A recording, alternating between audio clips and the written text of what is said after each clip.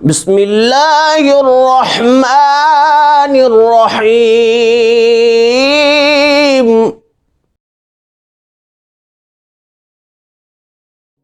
بسم اللہ والصلاة والسلام علی رسول اللہ وعلی آلہ واصحابہ اجمعین۔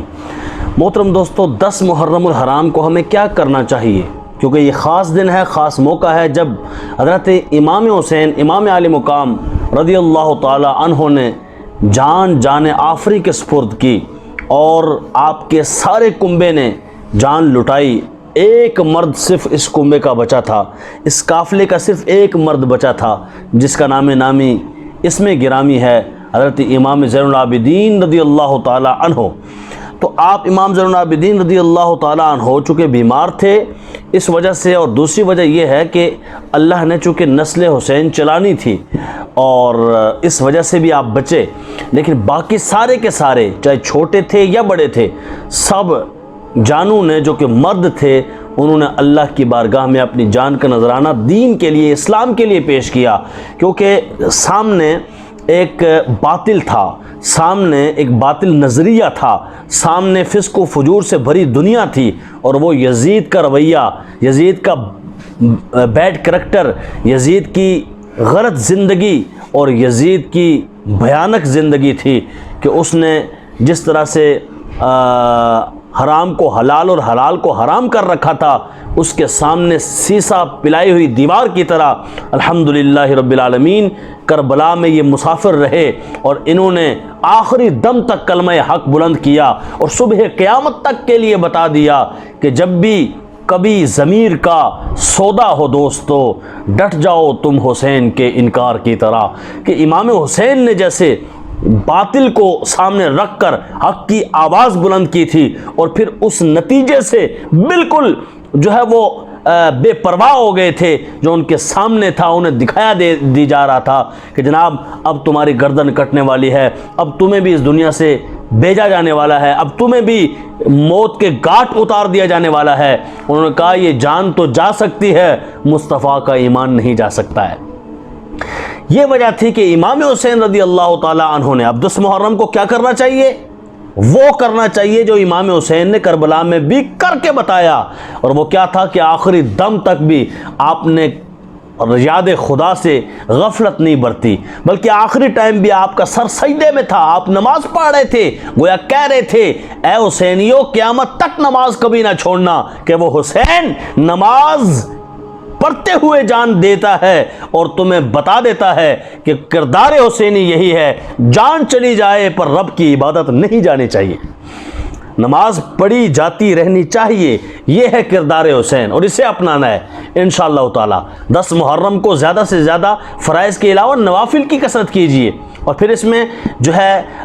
روزہ رکھنے کی بھی نیت کیجئے۔ الحمدللہ ہمارے خاص کر دعوت اسلامی والے تو ہم نے دیکھا ہے کہ وہ روزہ رکھتے ہیں، اور کتنے اور بھی اہل سنت کے، اہل اسلام کے لوگ علماء روزہ رکھتے ہیں۔ آپ بھی، یہ روزہ فرض نہیں، واجب نہیں، لیکن حضور علیہ الصلوۃ والسلام کی بارگاہ میں صحابہ حاضر ہوئے، عرض کیا یا رسول اللہ، یہود جو ہے وہ اس دن کو عید مناتے ہیں اور سیلیبریٹ کرتے ہوئے اس دن کا روزہ رکھتے ہیں، اور وہ یہ کہتے ہیں ہم اس لیے اسے سیلیبریٹ کرتے ہیں کیونکہ اس دن حضرت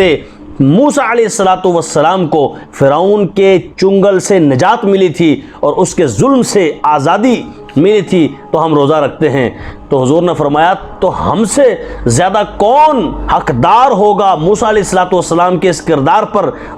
خوشی منانے کا، لہذا آئندہ تم بھی روزہ رکھا کرو، لیکن وہ ایک رکھتے ہیں تو یہود سے مشابہت نہ ہو جائے، لہذا تم 2 رکھا کرو، ایک ملا لیا کرو، یعنی 9 اور 10 رکھ لیا کرو۔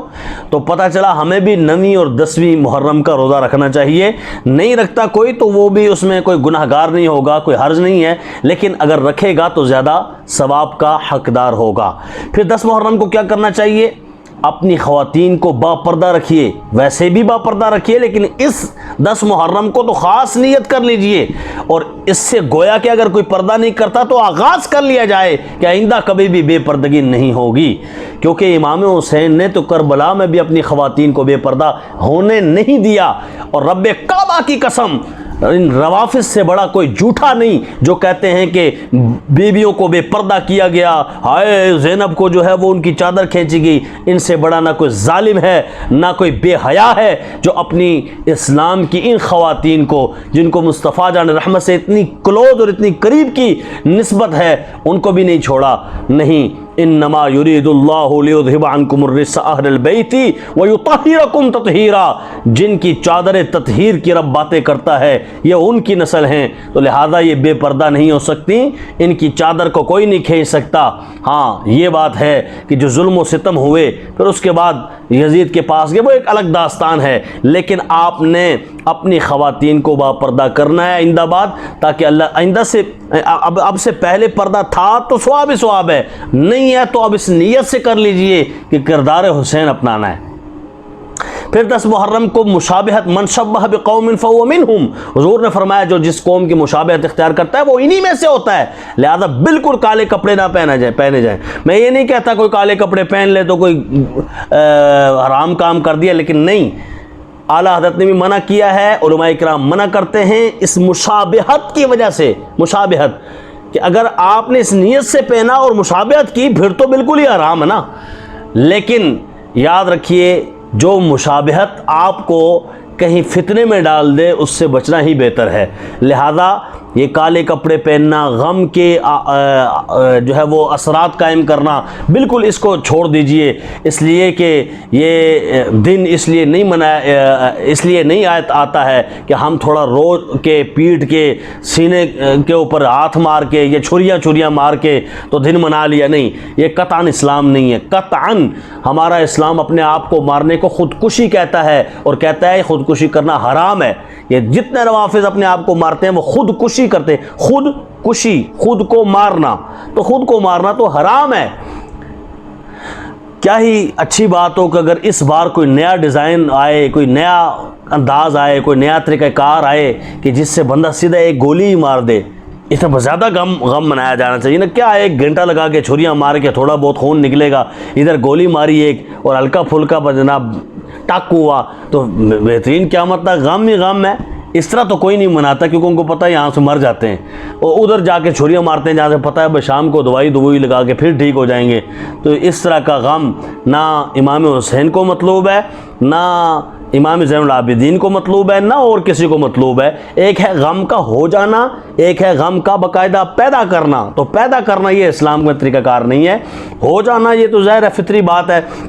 کہ جب کربلا کا ذکر ہوتا ہے، جب امام حسین کے اس واقعے کا اور امام حسین رضی اللہ تعالیٰ عنہ کے بچوں کا تذکرہ ہوتا ہے تو یقیناً وہ واقعہ سن کر ہر آنکھ اشک بار ہو جاتی ہے۔ اللہ کریم ہمیں کردار حسین اپنانے کی توفیق عطا فرمائے، اور اس 10 محرم کو روافظ کی مشابہت سے بچنے کی توفیق عطا فرمائے، کیونکہ جو جس قوم کی مشابہت کرتا ہے وہ انہی میں سے ہو جاتا ہے، انہی میں سے گردانا جاتا ہے، انہی میں سے اس کو اٹھایا جائے گا اور انہی میں اس کا حشر کیا جائے گا۔ اپنا حشر بہتر کرنا چاہتے ہیں اور اگر اپنے آپ کو سرخرو چاہتے ہیں، حضور کی بارگاہ میں کامیاب کروانا چاہتے ہیں، تو روافظ کے طریقہ کار سے بچنا ہوگا، اور کالے کپڑے یا لال قسم کے جھنڈے اور اس طرح کے سوگ کے طریقہ کار سے بچا کے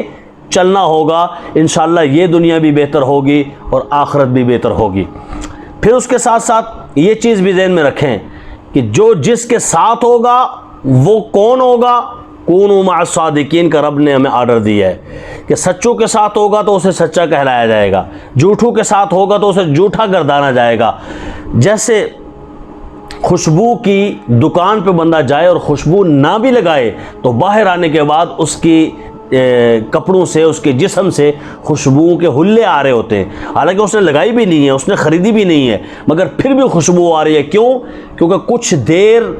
اس دکان میں رہا جہاں خوشبو رکھی ہوئی تھی، یا خوشبو کے پاس رہا، یا خوشبو کے باغ میں رہا تو اس سے خوشبو آتی ہے۔ تو یقیناً آپ اگر اچھوں کی صحبت میں 10 محرم کو اسپیشلی میں اس کے حوالے سے بات کر رہا ہوں، اچھوں کی صحبت میں رہیں گے، اہل سنت کی جگہ جگہ محافل ہوتی ہیں وہاں جائیں، بالکل کسی مجلس میں نہ جائیں جہاں پر اللہ اور اس کے رسول کی توہین ہوتی ہو، جہاں مولا علی کرم اللہ تعالیٰ وجہ الکریم کی توہین ہوتی ہو۔ مثلا مولا علی کو کہہ رہے ہوتے ہیں کہ وہ اللہ ہے، تو یقیناً مولا علی کی یہ توہین ہے کہ جو ان کی صفت نہیں ہے ان میں وہ صفت بتائی جا رہی ہے، تو یہ ان کی توہین ہے۔ سیدہ پاک کی توہین ہے کہ وہ اس طرح کی باتیں کرتے ہیں کہ اللہ سیدہ کے دروازے پر جھاڑو دیتا ہے۔ استغفر اللہ العظیم، بچیے اور اپنے احباب کو بھی ایسی صحبت سے بچائیے۔ اللہ کریم عمل کی توفیق عطا فرمائے۔ السلام علیکم ورحمۃ اللہ وبرکاتہ۔